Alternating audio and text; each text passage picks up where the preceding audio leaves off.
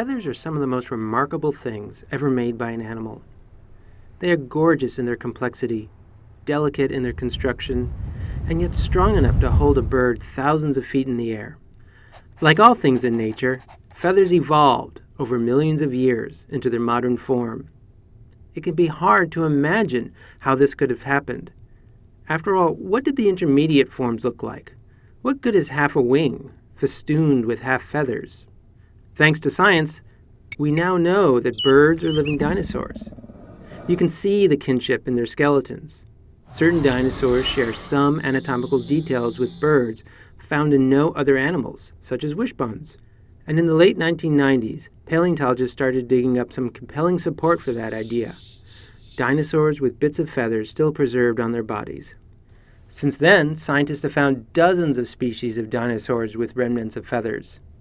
Some were as small as pigeons, and some were the size of a school bus. If you look at how they're related on a family tree, the evolution of feathers doesn't seem quite so impossible.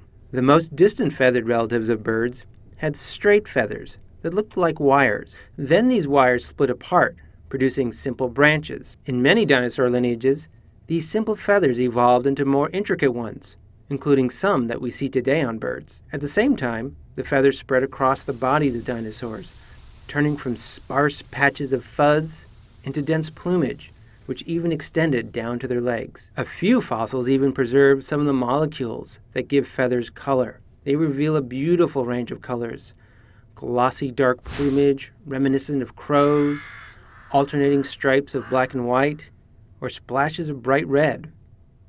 Some dinosaurs had high crests on their heads, and others had long, dramatic tail feathers. Now, none of these dinosaurs could use their feathers to fly. Their arms were too short, and the rest of their bodies were far too heavy. But birds don't just use feathers to fly. A woodcock uses feathers to blend in perfectly with its forest backdrop. An ostrich stretches its wings over its nest to shade its young. A peacock displays its magnificent tail feathers to attract peahens. Feathers could have served these functions for dinosaurs too. Exactly how feathered dinosaurs took flight is still a bit of a mystery.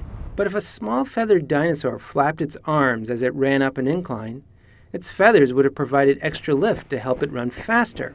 This accident of physics might have led to the evolution of longer dinosaur arms, which would let them run faster and even leap short distances through the air. Eventually, their arms stretched out into wings. Only then, perhaps 50 million years after the first wiry feathers evolved, did feathers lift those dinosaurs into the sky.